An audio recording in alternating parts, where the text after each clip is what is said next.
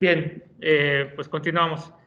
Habíamos hablado lo que son los procesos reversibles, irreversibles, internamente reversibles, externamente reversibles, ¿verdad? Totalmente reversibles, el por qué se analizan, los ciclos ideales, cuáles son las ventajas, desventajas, ¿verdad? Cuándo se maximizan o se minimizan variables, ¿ok?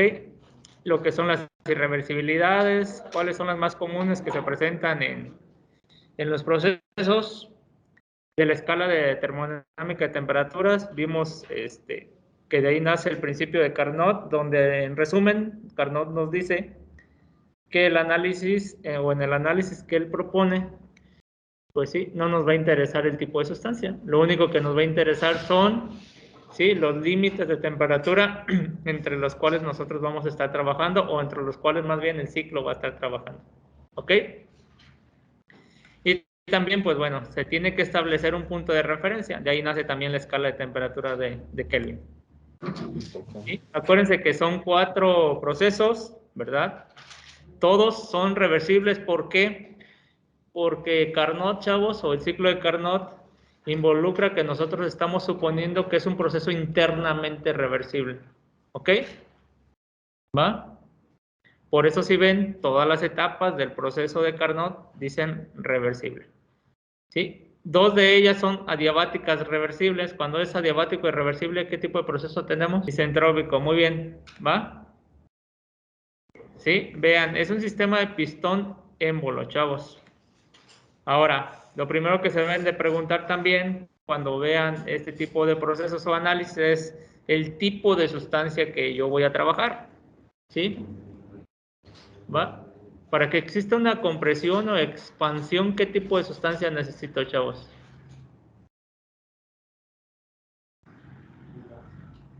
¿Un gas o un Vapor. vapor? ¿Ok? ¿Va? Sí, entonces son pues esos tipos de sustancias donde podemos tener nosotros una compresión o expansión.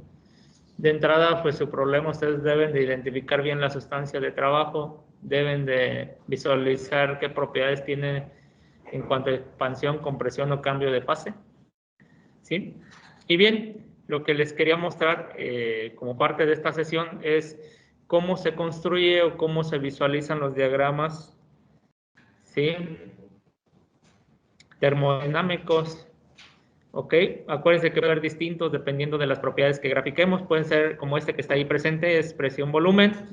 Puede haber presiones-temperaturas, puede haber temperatura-volumen, ¿verdad? Temperatura-entropía, presión-entropía, entalpía-entropía. Muchos tipos de diagramas termodinámicos que se pueden construir. Se recomienda que para entender el proceso o para analizar un proceso, el que más comúnmente se construye es el de presión-volumen, pero cuando ustedes quieren analizar la entropía dentro de un proceso, comúnmente se construye el de temperatura-entropía. ¿Sí? Entonces son los 2 diagramas que nosotros vamos a manejar más, o los que más se manejan también en la literatura, ¿sí? Desde ese punto de vista. ¿Qué ventajas tiene construir un diagrama, chavos? Una visualización del proceso, muy bien. ¿Sí? Decir tal vez que entre qué procesos existe a lo mejor trabajos, ¿verdad? Calores, ¿verdad?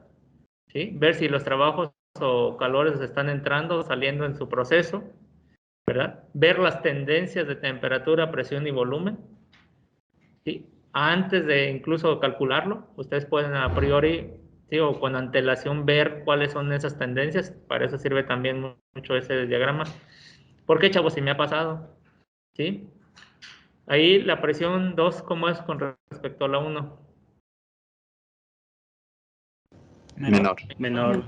Vean, hay exámenes que yo he aplicado donde el diagrama lo tienen muy bien desarrollado o muy bien descrito, pero en los cálculos resulta que la presión 2 le salió mayor y nunca, yo creo, nunca se dieron cuenta, o ellos dijeron, bueno, yo hice bien las cosas, ¿sí? Y tuvieron tiempo incluso de corregirlo, pero no lo hicieron.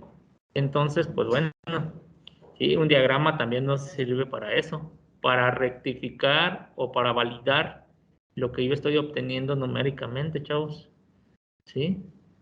Entonces, si yo vi que mi presión 2 me está saliendo mayor, algo hice mal.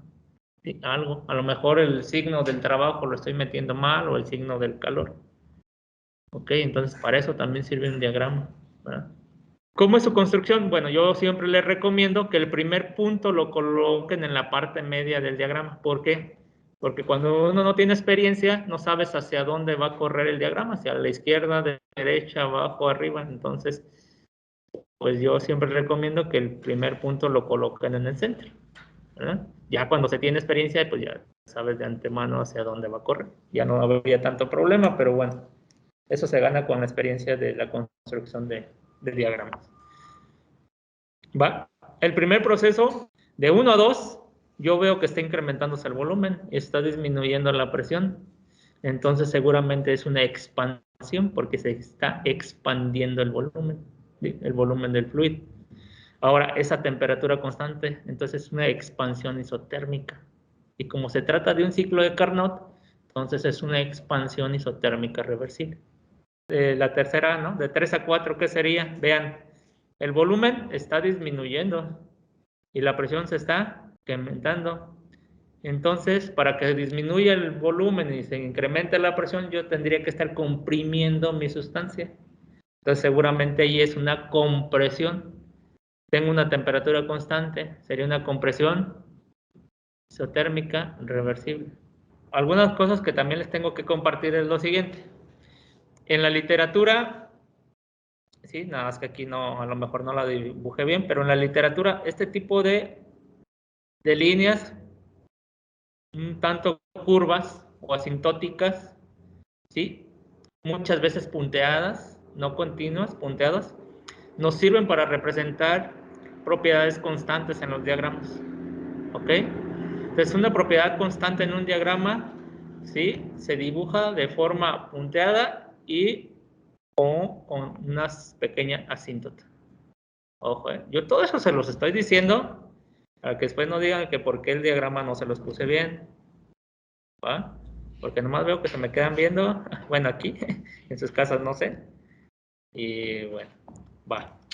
Sí, entonces punteada, asintótica, me representa una temperatura constante, también te puede representar una presión constante, un volumen constante.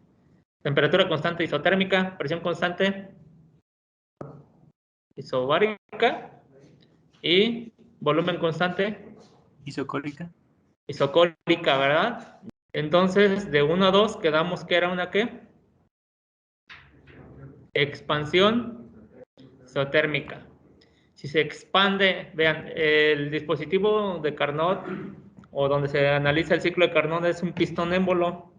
Si se está expandiendo, ¿están entrando o saliendo trabajo? Saliendo. Saliendo trabajo. El fluido o el gas, ¿sí? Se está expandiendo y está empujando el émbolo hacia afuera, ¿verdad? Entonces eso me genera que esté haciendo un trabajo sobre el émbolo o sobre el exterior, por eso se dice que es un trabajo que va hacia afuera. El calor, pues bueno, para que se expanda un gas, pues tengo que alimentarle calor, ¿verdad? Para que las partículas agarren energía y empiecen a expandirse. ¿Sí ven? Por eso hay un calor de entrada. ¿Sí? En la siguiente parte del proceso, de 2 a 3, chavos, ¿qué sigue siendo? Vean, ¿el volumen se está incrementando? Sí, ¿verdad? Levemente. Entonces sigue siendo una expansión, ¿sí o no? ¿Sí? Y si ven, ahí no hay calor que atraviese, pero sí está incrementando, decrementándose la temperatura. Entonces ven, la presión está disminuyendo también. Entonces, ¿cómo se llamaría eso? Una expansión adiabática. Adiabática, bueno, reversible porque el proceso es el ciclo de Carnot. Entonces aquí en mi diagrama lo que me faltaría establecer que es, ¿qué me falta? Poner que el Q es 0 y que el trabajo sale, ¿verdad? De 3 a 4 estoy comprimiendo, entonces es una compresión isotérmica. Vean, nuevamente está la curva de la isoterma. ¿Sí? Reversible. ¿Ok? Para que se mantenga mi sistema a temperatura constante, pues es obvio que tengo que expulsar una cantidad de calor. ¿sí? Y más porque estoy comprimiendo. ¿Ok? Y si estoy comprimiendo, el émbolo se dirige hacia mi sistema, en este caso hacia mi sustancia, por lo tanto el trabajo que entra, ¿verdad? Al sistema. ¿Ok? Finalmente, sigo comprimiendo, ¿sí? Pero vean, aquí no hay indicios de que entre o salga calor, entonces el calor es cero, ¿sí? Pero vean, chavos, si yo comprimo, las partículas interaccionan, ¿sí? Desprenden calor, pero como ese calor no se puede ir hacia el medio ambiente o hacia el ambiente que rodea mi pistón émbolo, ¿quién absorbe ese calor que se está formando por la fricción y la compresión? Pues el fluido, ¿verdad? Nadie más. El fluido tiene que absorber ese calor. Y si el fluido absorbe ese calor, ¿qué pasa con su temperatura? Por eso, si ustedes ven, va un salto de temperatura de una TL a una TH. Y otra cosa, chavos, hay que poner bien la dirección. Sí, por favor. Sí, entonces aquí, en esta compresión, nuevamente, ¿es un trabajo que entra o sale? Un trabajo que entra. Aparte, algo más que puedo adicionar es lo siguiente. ¿Qué procesos o qué etapas del proceso más bien son isentrópicas, chavos? La 2 y la 4, o más bien hay que expresarlo de 2 a 3 y de 4 a 1, ¿verdad? Entonces aquí yo diría que el delta S es igual a 0. Y el área bajo la curva, chavos, o el área que encierra todo el proceso, ¿sí? Es mi trabajo neto de salida.